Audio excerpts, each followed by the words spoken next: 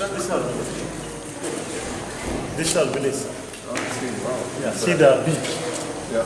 Overlooking the beach. I see. Yeah. Right. It's 112 years now. 112 years. And see the trees. Trees are gone through the building.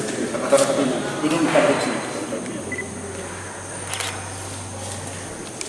That's a lot of students. Yeah. And here we say nature and nurture. Nature and nurture. Okay. And for all of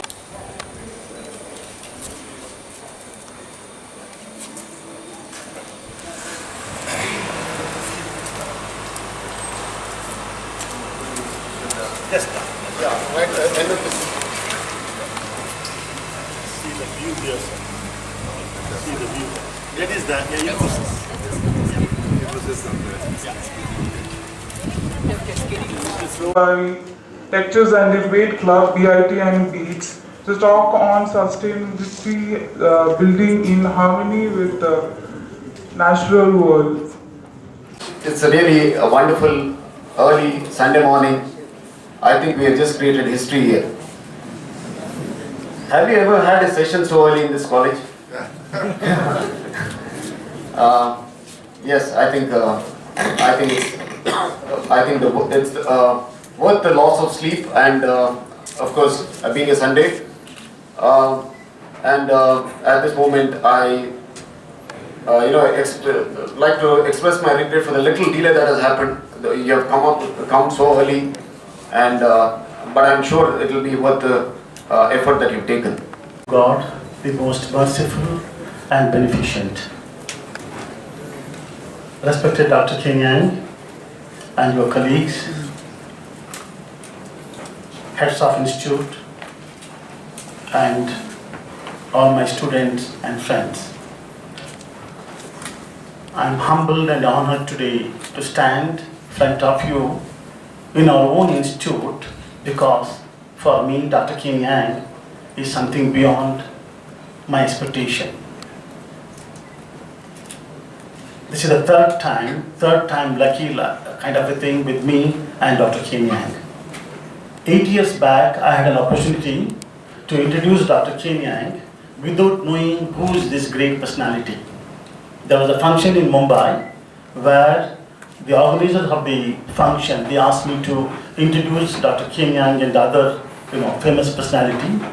I introduced to the audience, then he made the presentation and I was in tears because this man's work I used to understand and learn and appreciate for almost about 10-15 years, and God gave me that opportunity to introduce such a great personality. That is where our chemistry started working. We were to do the development together twice, but everything is God ordained.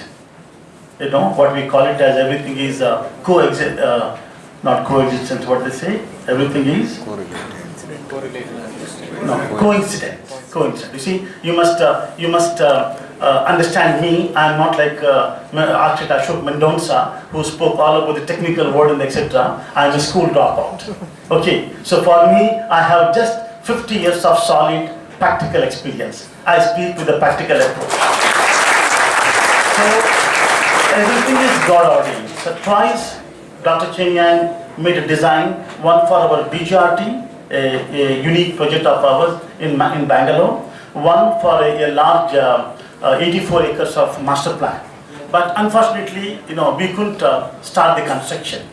Now we are taking up a new project in Chennai, which is a hotter and hottest climate. That is where we are designing a project which is of 28 floors to 45 story, 5 towers. And there's a great deal of challenge we have because there was a world-renowned architect like HOK who has done the master plan. Hafiz contractor did the design for the building, and Hiranandani, a famous name in India, they are the developer. And it's called Hiranandani Upscale. And Hiranandani Upscale in Chennai, the #1 project. Now, for the berries to accept that challenge and create something unique and different, I thought we will not get a better person than Dr. Kenyang. So I spoke to Dr. Kenyang, and today Today at 1:15 flight, we are all flying to Chennai. And the concept here is, you all heard about the skyscrapers, right? All the vertical building, we call it as skyscrapers. What Dr. Kenyang is going to design is a treescapers, like a growing tree. You know, that from every floor, when you come out, you will see the trees, you will see the saplings, you will see the creepers, you know, so that the ecology of the building, he is taking out up from the ground level to every floor level. So I pray to God Almighty to make our effort easy and make it successful. Friends, I know that you're all eager to wait, to listen to Dr. Kenyang. So I don't, you don't want to listen to this guy's boring speech perhaps. But I must tell you one thing. You see, this is all our bonded duty to safeguard the nature. It is always the nature and nurture. It is, people say, architecture, perhaps you feel that it is architecture complements the nature. Friends, never. It is always the nature complements the architecture. The famous building, Taj Mahal, if that was not to be there in that background, in that Yamuna river as a backdrop, that setback what the architect has given, believe me, the wow factor wouldn't have come. So it is always nature complements architecture. That is how we must do it. And what happens today, for us, most of us, it is a fashion statement. I'm a green developer, it's become a fashion statement. No, that won't work. It has to be a passion statement, not fashion. It is for the students. Passionately we must involve. And we should have that moral duty that yes, my generation, my previous generation has buggered up this nature. So this is our moral duty to ensure that at least now, because this universe has come, we have borrowed it from our grandchildren, not came from our grandfather. So we have a duty on that. So in that concept, each individual should work with that individual commitment, collaborative effort and collective leadership. That's how we need to take it. I pray to God to make our effort easy, make our journey meaningful, successful and virtuous for this world and hereafter. Finally, get connected to the nature. Nature will never let you down. Good luck. God bless. Thank you. Some services.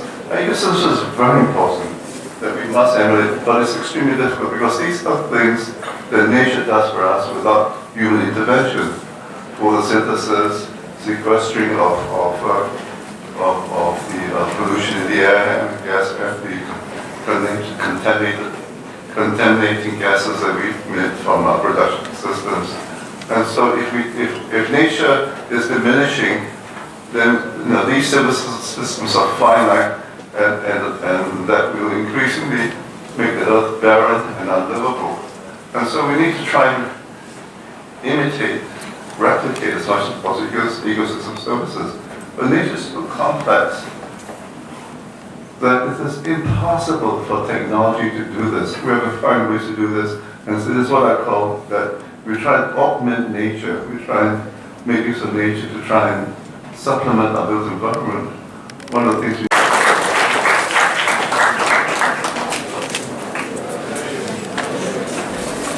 are economical. Our green buildings are economical. well, this is a If they are economical, yes. why all are not adopting this concept? I don't know. You have to ask the other architects.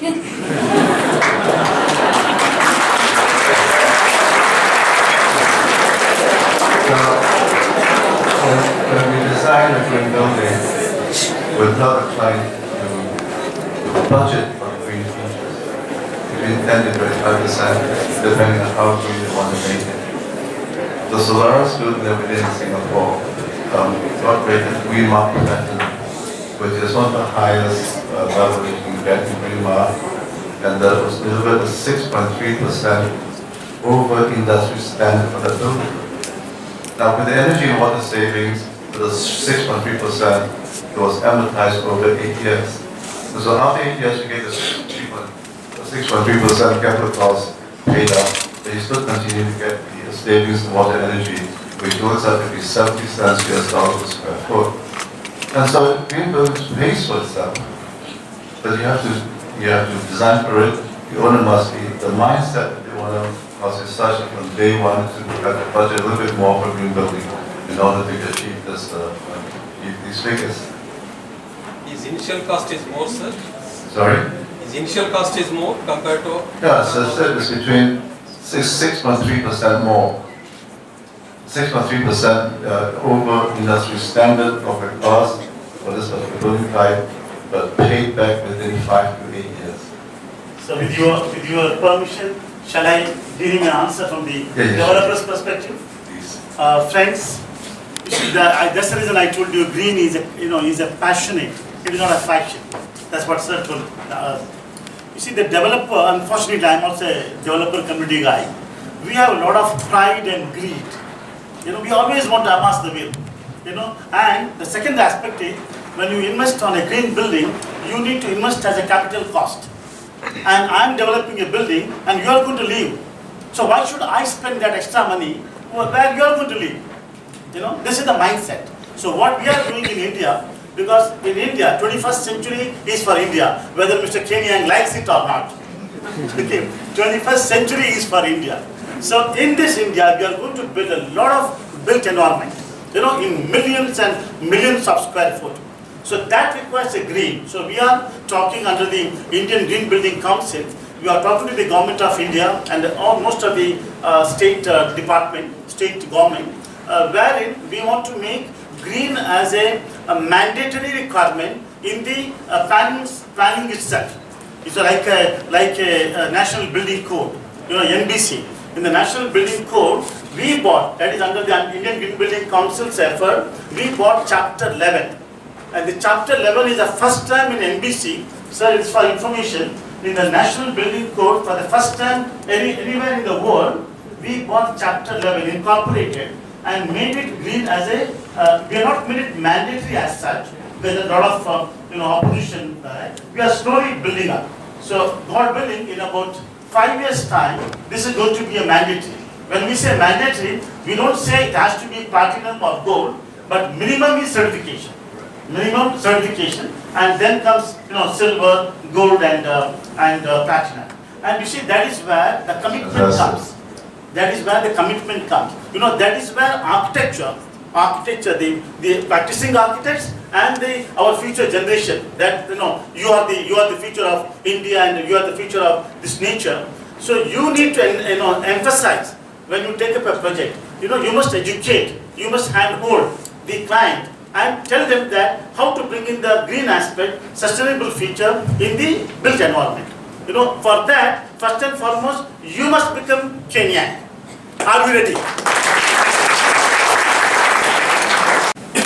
So now, if you have enough paper, write this down and look at it every day, because it reminds you why it's stressful being an architect, and if you don't have the passion to be an architect, then please do something else.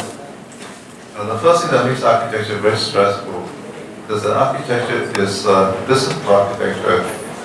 It's a cash flow, it's a cash-driven business. You have to do the work before you get paid. And sometimes you don't even get paid because clients don't pay you. But because of that, then you have to work very hard to produce the best you can, in order to get paid. And so it's very stressful being a cash flow business.